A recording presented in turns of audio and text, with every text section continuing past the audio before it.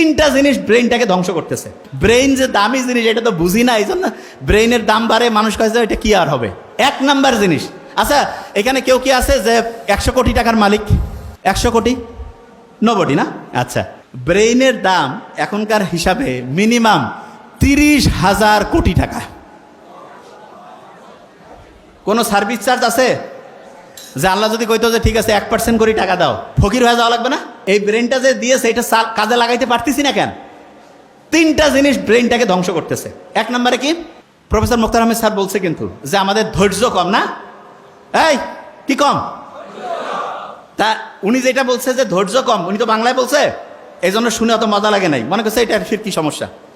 আপনি যদি আর্টিকেল পড়েন, আর্টিকেল মানে বিদেশি একেবারে কোটি কোটি ডলার খরচ করিয়া বিভিন্ন গবেষণা করে ওরা বাইর করছে, ওরা সেখানে বলছে কি জানেন, আপনার ব্রেইনের সবচেয়ে বড় সমস্যা হিসেবে তারা যেটা চিহ্নিত করছে সেটা তো ইংরেজিতে বলছে, কি নাম শুনেন?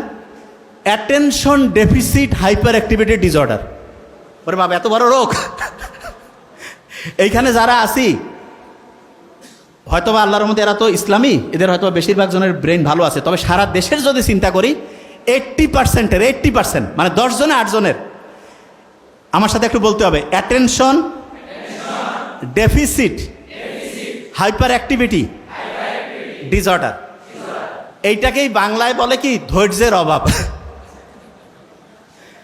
এবং আপনি যদি ডাক্তারের কাছে যান, যদি আপনার এটা লিখে দেয় ADHD, কবে যে আপনার বিশাল বড় সমস্যা। তো কি ব্যাপার, যে এটা ট্রিটমেন্ট আমাদের কাছে আছে। কি ট্রিটমেন্ট দিবে শুনেন?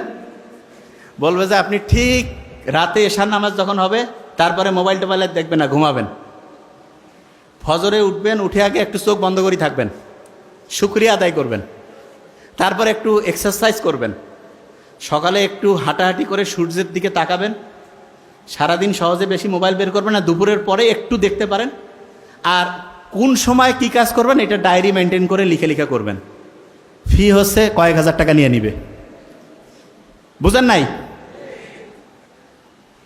বড় বড় যে রোগগুলো, আমি তো অবাক হয়ে গেছি যে কিরে বাবা, এগুলো রোগ, এগুলো ট্রিটমেন্ট, এবং এগুলো যাদের হয়, অবশ্য যার টাকা পয়সা কম হইলেও কোনো সমস্যা নেই, কারণ মানে রোগ যে আসে টেরে পাবে না।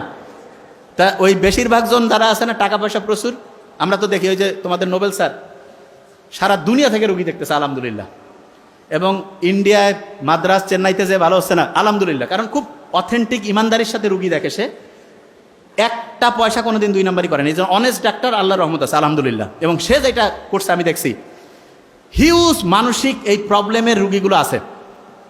তা এইটা থেকে কেউ যদি বাঁচতে চায় তাহলে তাকে ইসলামের রাস্তায় আসতে হবে না, ইসলামের রাস্তা থেকে দূরে যাইতে হবে?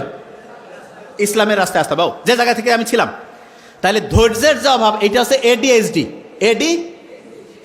অ্যাটেনশন ডেফিসিট হাইপার অ্যাক্টিভিটি ডিসঅর্ডার। আচ্ছা, আমরা যে নামাজটা পড়ি, নামাজ যে পড়ি, এইটার সবচাইতে বড় গুরুত্ব হচ্ছে ব্রেইনটাকে ফোকাস দেওয়ার ক্যাপাসিটি বাড়ানো। ব্রেইনটাকে কি করার ক্যাপাসিটি বাড়ানো? ফোকাস দেওয়ার।